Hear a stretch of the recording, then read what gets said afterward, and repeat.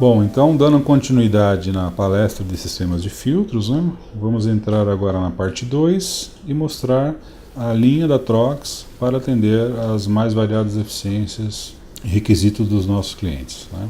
Então, nós temos, iniciando pelos filtros metálicos, né, que são filtros em alumínio corrugado, dispostos aí na medida que o cliente necessita, base e altura, né, profundidade. Temos basicamente uma profundidade, mas se precisar de profundidades diferentes das 50 milímetros, nós podemos partir para filtros metálicos em telas sobrepostas, que nós podemos variar mais nessa gama de profundidades. Mas a base e a altura, qualquer uma que o cliente precisar, dentro, obviamente, dos padrões de construção da Trox, né?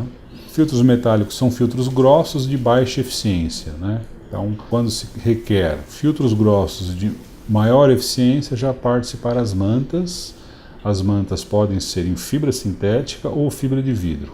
E ainda, fibra sintética com agente antimicrobiano incorporado para, além de reter partículas, ela tem a propriedade de eliminar os micro-organismos que ficam presos na manta ali, ou impedir o crescimento de colônias, né, de bactérias, de fungos nos filtros e nas máquinas de ar-condicionado.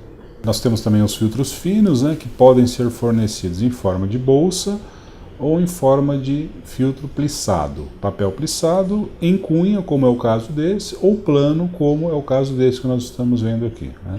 Apesar de esse ser um filtro absoluto, um filtro EPA, né, o filtro fino nós podemos fornecer nessa forma construtiva também. Nós temos os filtros de carvão ativado para absorver odores, né, de sistemas, instalações de ventilação, ar-condicionado. Nós temos os filtros encartonados, que é um filtro grosso, nada mais é que um filtro grosso com uma moldura de papelão e uma estrutura, né, de suportação. Nós temos os filtros zigue-zague, não aparece aqui, mas é um filtro grosso com uma área filtrante maior, né, disposta em V. E nós temos a linha de filtros em rolos em fibra de vidro automáticos, né, que ele rebobina automaticamente em função da saturação. A aplicação de filtros no mercado, né, é muito ampla a aplicação de filtros em sistemas de ventilação e ar-condicionado, né, indústria, hospitais, indústria alimentícia, laboratórios farmacêuticos, instituições de pesquisa, indústria eletrônica, microeletrônica, nuclear, semicondutores, fabricação de celular, fabricação de chip. Nós temos uma imensa gama de aplicação de filtros de ar, né, e para cada ambiente se requer uma eficiência de filtragem. Eu não preciso de um filtro EPA, por exemplo, numa cabine de pintura na indústria automotiva. Um filtro M5 resolve muitas situações, né? Agora, num hospital, em determinadas salas, eu preciso de uma filtragem mais, por exemplo, uma sala cirúrgica, onde o paciente vai estar com o peito exposto aberto. A norma 7256, que é uma norma específica para hospitais, recomenda o uso ou obriga o uso de filtro EPA, H13 e H14.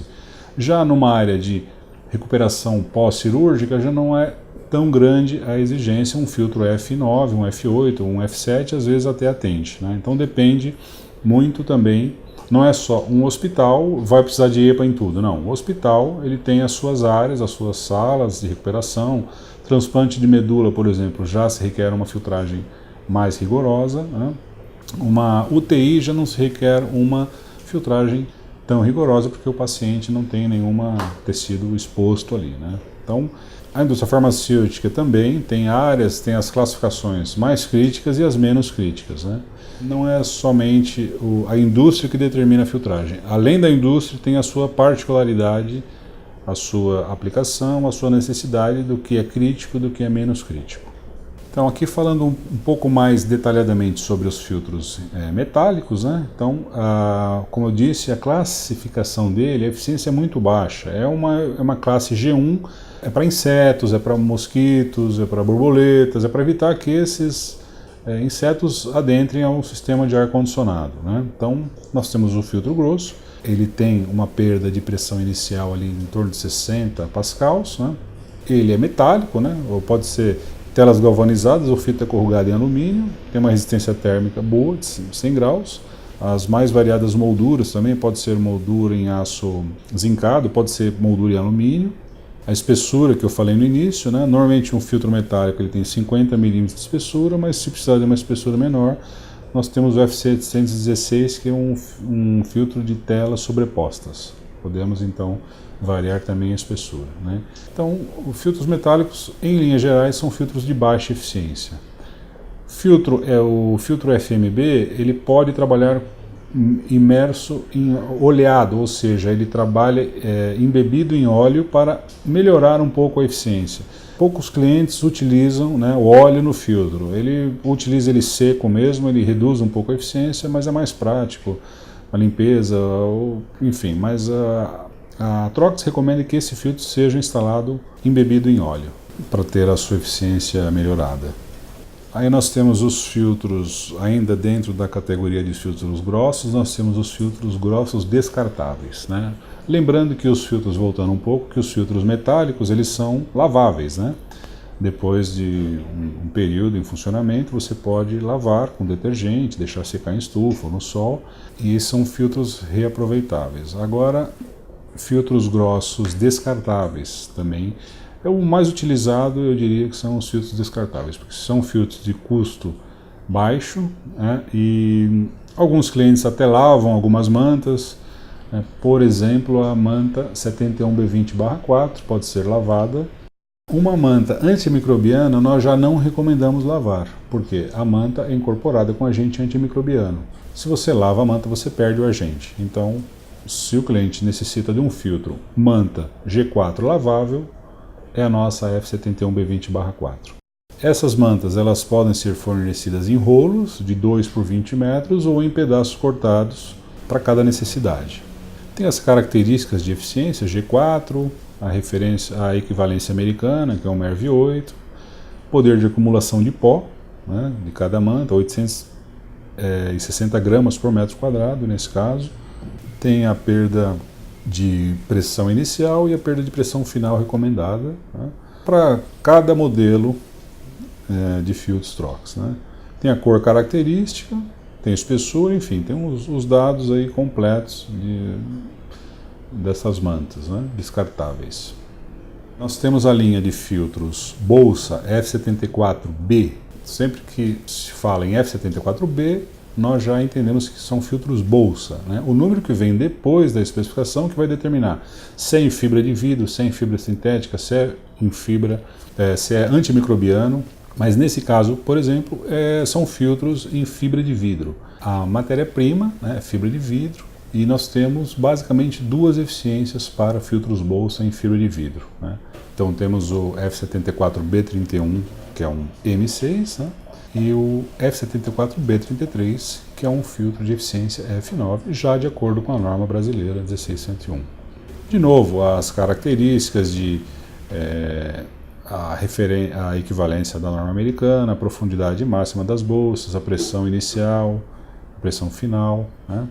A resistência térmica são os dados importantes para observar antes de se adquirir um filtro. Ainda falando desse filtro, nós dispomos ele aqui no Brasil com dimensões 592 por 600, né, que são a medida BHIL. O meio elemento, que a gente chama, que é na verdade metade do filtro, né, 287 por 592 por 600.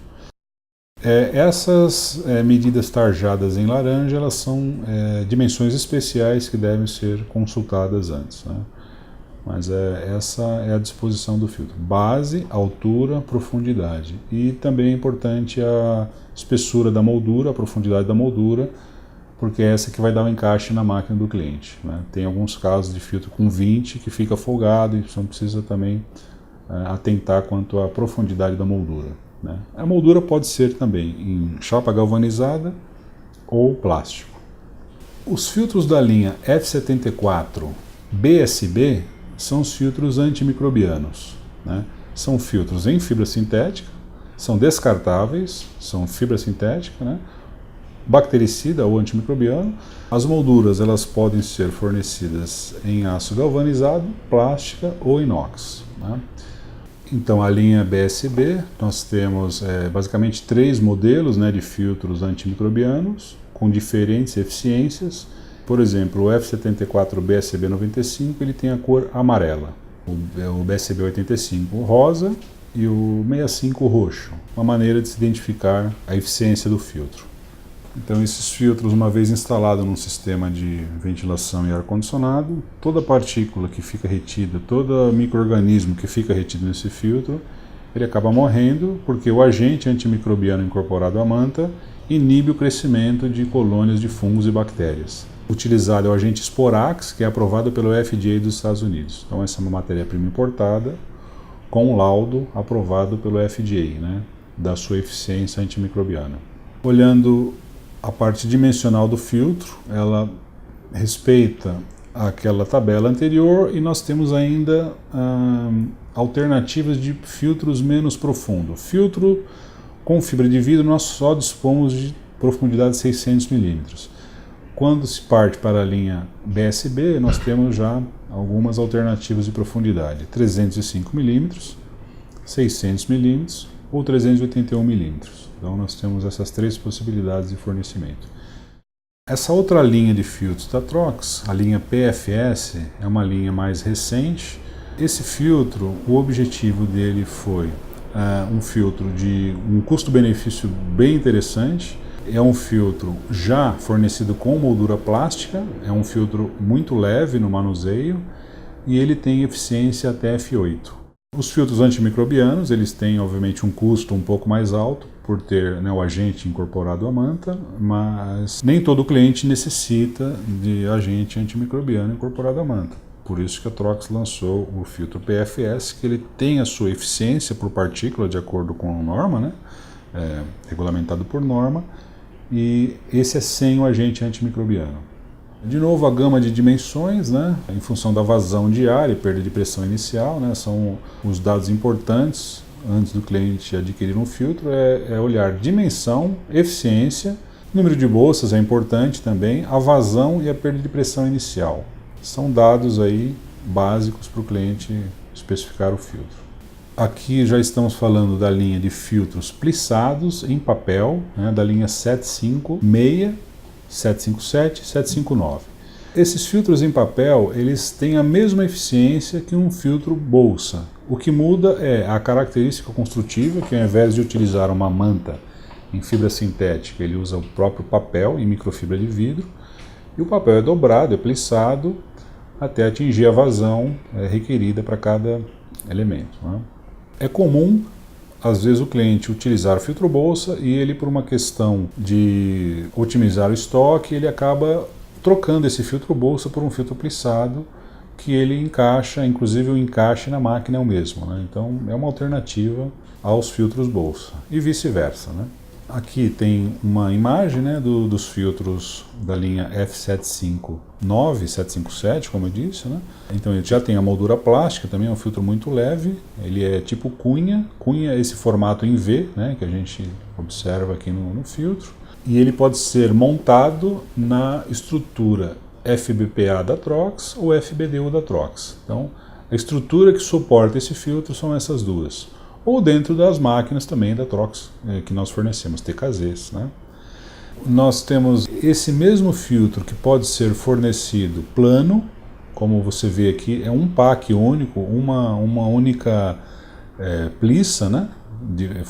Disposta de forma plana, a vazão reduzida, obviamente.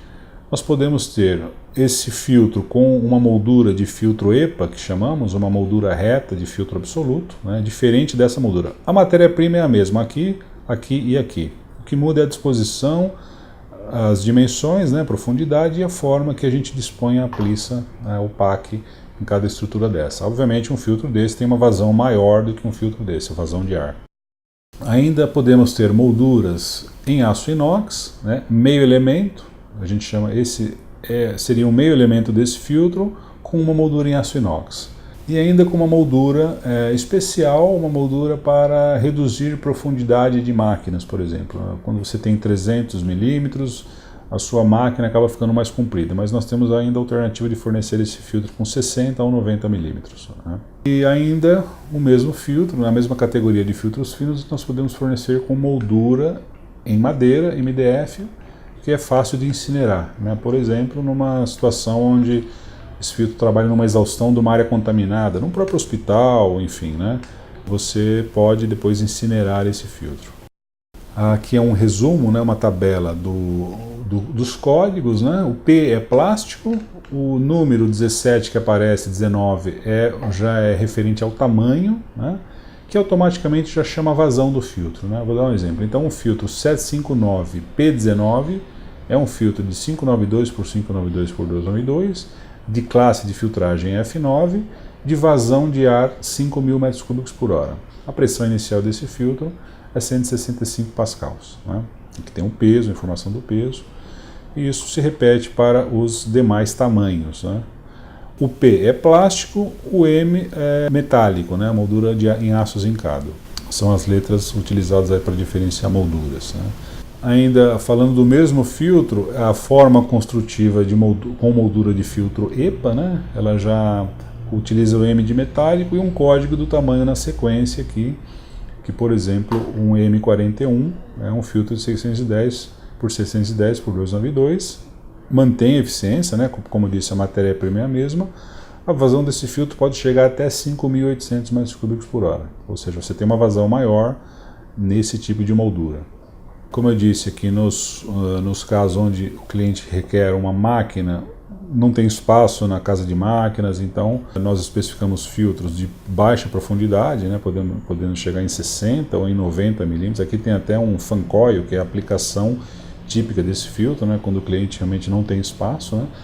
A vazão dele, obviamente, é menor do que um filtro em cunha, né, mas a máquina é dimensionada para receber esse filtro sem problema nenhum.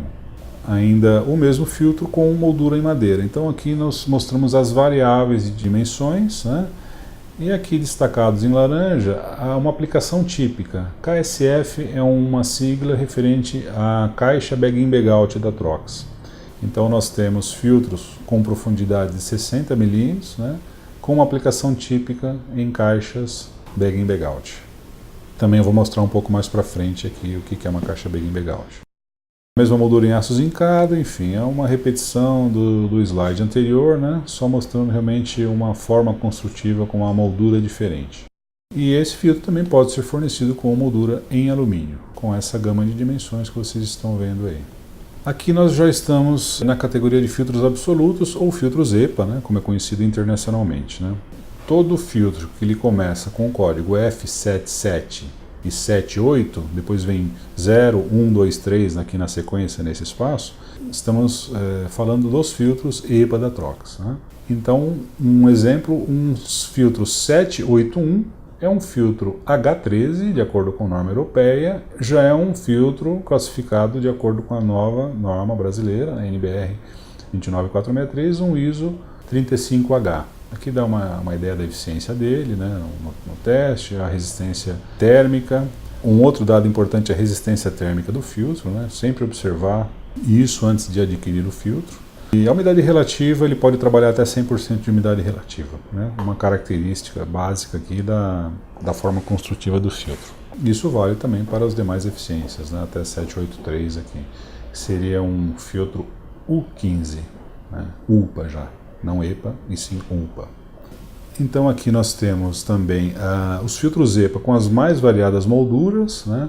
A moldura típica é uma moldura em aço inox, aço galvanizado, né? Pode ser inox também. As formas construtivas elas se repetem, dos filtros finos plissados para o filtro EPA, que ambos são em papel, né? Um papel mais eficiente ou menos eficiente, mas a forma construtiva é muito parecida, né, com aquela que eu já mostrei. Esse filtro tem uma característica específica, que são molduras com filtros para filtros em gel, ou seja, ao invés de você utilizar uma vedação de borracha nesse filtro, você pode ter, ao invés da borracha, um selo gel, um selo líquido, né, que a gente chama de selo líquido, ou vedação com gel. Nós temos ainda os filtros absolutos ou EPA especiais, né? Filtro para alta temperatura, que pode atingir até 180 graus. Esse filtro já utiliza uma borracha de silicone na vedação, que obviamente a borracha também precisa resistir, né, essa alta temperatura. E a vedação é uma cola de silicone, né? Também, obviamente, resiste a essa temperatura alta, né? A Trox ainda não tem, mas nós temos um desenvolvimento de um filtro para atingir até 350 graus. Né?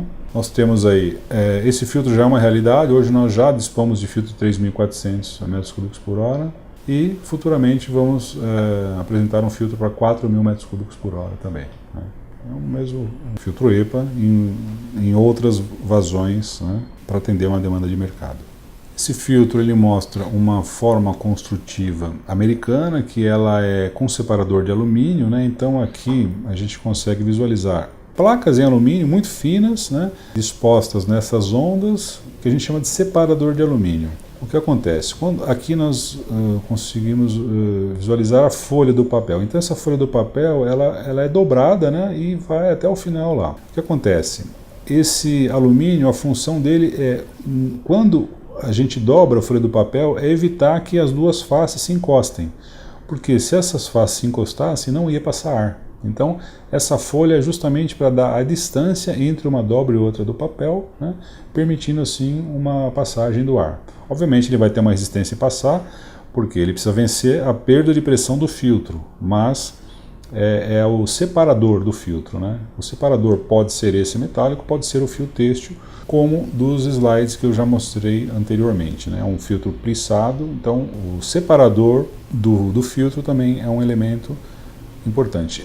Ele basicamente diferencia a forma construtiva. A eficiência, a vazão, ela pode ser equivalente a um filtro, por exemplo, com separador com fio têxtil.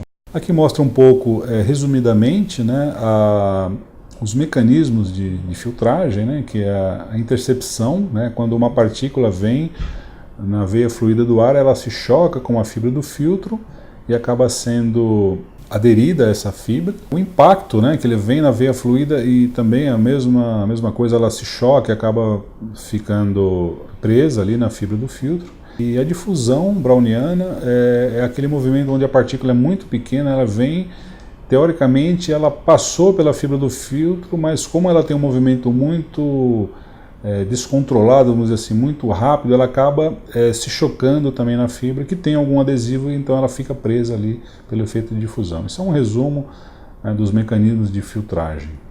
Aqui está uma figura do filtro com selo em gel, como eu disse, né? Esse filtro está de lado aqui, ele está em pé, então esse é a canaleta onde se é aplicado o gel bicomponente, e ao invés de ter uma borracha de vedação, que normalmente a borracha de vedação viria aqui, nós colocamos o gel, né, de maneira que ele vede a passagem do ar do lado limpo para o lado sujo. Né? Então você não pode ter um bypass de ar. Você quer filtrar o ar, você quer que todo o ar passe pelo filtro. Então esse selo é para evitar justamente bypass de ar, né? Sujo para o limpo ou limpo para o sujo também, em algumas situações. E aqui mostra a forma construtiva com um separador de fio têxtil. Né? Então aquela anterior mostrava o separador de alumínio e aqui uma plissa, né, um filtro EPA, pode ser um filtro fino, plissado, e perceba que essa dobra não encosta nessa, porque nós temos um fio têxtil, uma resina que impede dessas duas faces se encostarem e permite que o ar passe com mais facilidade. Aqui é basicamente os aparelhos utilizados para testar filtros em campo, né? São geradores de PAO, geradores de DOP, a quente, a frio, um resumo dos aparelhos, né? Esses filtros, eles são ensaiados em laboratório, de acordo com as normas, né? E é-se atribuída a eficiência daquele filtro em função do resultado que ele tem no ensaio. Então, os filtros EPA, além de serem testados em laboratório, tem a possibilidade de se testar vazamento na instalação, né? Se a moldura ficou bem assentada na gacheta, se o filtro sofreu algum dano durante a montagem, porque são filtros em papel, em microfibra de vidro, extremamente sensíveis, não se pode tocar no meio filtrante, ele pode furar o filtro facilmente. Então, os testes em campo, eles são para certificar que não há vazamentos por dano no meio filtrante, ou até mesmo bypass por gachetas, ou por gel, ou por qualquer que seja a forma de fixação do filtro na caixa ou na moldura, né? Então esses aparelhos são utilizados em campo para certificar que o filtro não está íntegro e estanque, né? Aqui mostra um pouco a curva, né, de um dos aerossóis utilizados, que é o DOP, né, o DOP ou PAO. Você pode utilizar ele a quente e a frio, né? aqui uma curva característica de distribuição dos tamanhos de partícula quando você usa ele a quente. Você percebe que a maioria das partículas aqui, quando usa quente, grande parte dela está na roda de 0,25 micrômetros, né? E quando você usa ele a frio, né, uma pequena faixa que vai estar nessa faixa de tamanho 0,25. Então, o DLP quente e o DLP frio tem também diferenças, né? Só pela temperatura, o comportamento do tamanho das partículas, né? Isso é um fator importante a ser utilizado pelos certificadores, aí um acordo entre fornecedor e cliente, qual o DLP que vai ser utilizado em campo, né? Esse é um fotômetro, né, que é um instrumento que utiliza-se para checar o vazamento no filtro, propriamente dito. Então, esse é o rastreador, né, do PAO ou do DLP, que a gente chama aqui. Então, você consegue gerar, né, você tem upstream, que é antes do filtro, e depois do filtro. Upstream, você tem a concentração, que deve estar na roda de 20 microgramas de aerossol, né, antes do filtro, e depois você faz o rastreamento em campo, e também tem que estar dentro dos parâmetros estipulados por norma, né? Aqui nós não estamos medindo a eficiência do filtro, a eficiência do filtro é medida em laboratório. Em campo a gente mede vazamento, se o filtro foi bem montado, ou se ele foi danificado ou não, ou se ele está íntegro e estanque na instalação, né? Então são testes de vazamento, né? Então isso aqui é um resumo do teste em si, né? Você tem o ar, né, entrando, a montante do filtro, upstream, a parte de cima do filtro. Então você faz uma amostragem de 100%, né? E depois você faz o rastreamento na parte limpa do filtro, vamos dizer, né? Esse sensor que eu mostrei, ele vem aqui. Esse aqui, por exemplo, seria o DLP total, mas o ideal é que você faça um rastreamento na face do filtro, identifique micropontos de vazamento que podem ter na face do filtro, né? E aqui tem um gerador, né? Esse gera a concentração de aerossol, de DLP ou PAO, e esse mede a concentração, depois mede a concentração depois do filtro. Esse já é um túnel de ensaio de filtros na Alemanha, onde ele já mede a eficiência do filtro. Então, na fase de fabricação, né, é gerado um outro aerossol, que é o DEHS, e esse robô ele rastreia toda a face do filtro e identifica também microfuros que possam acontecer durante o processo de fabricação. Então, agora falando um pouco dos filtros de carvão ativado, né, nós temos aí as diferentes formas construtivas também. Nós temos as molduras em MDF, né, nós temos as placas que são construídas com moldura em aço galvanizado. Nós podemos substituir em algumas situações somente as placas, não há necessidade de substituir o filtro inteiro, né? Nós temos a moldura de aço zincado e nós temos ainda molduras especiais para filtros de carvão. Aqui estão os filtros encartonados, né, que eles podem ter eficiência G3 e G4, né, nas diferentes formas construtivas também. A manta em fibra sintética, pode ser manta em fibra de vidro, moldura em papelão, moldura em chapa, e ainda aqui nós temos o filtro zigue-zague, né, que é aquele que eu comentei no início, que ele pode ser de forma plissada para aumentar a área filtrante, né. Então, são filtros grossos, né, e com também as variadas formas construtivas aí e mais variadas dimensões. Esse filtro realmente a gente fabrica na medida que o cliente pedir. Então essa tabela ela mostra os códigos da Trox, né, e o atendimento às normas aí, né. Um exemplo é o F70B35 de 2 polegadas, é um filtro G4 de acordo com o NBR 16101, né, as normas equivalentes. Tem eficiência ASHRAE, tem um poder de acumulação de pó da manta. Então é uma tabela com bastante características aí para ajudar o cliente a escolher o filtro, né, para sua instalação. Esse é um filtro automático, né, então ele é disposto dessa maneira, ele vai montado numa estrutura onde ele tem um sensor de pressão e ele rebobina automaticamente. Então você seta a perda de pressão final que você deseja obter naquele trecho de manta que vai ficar exposto.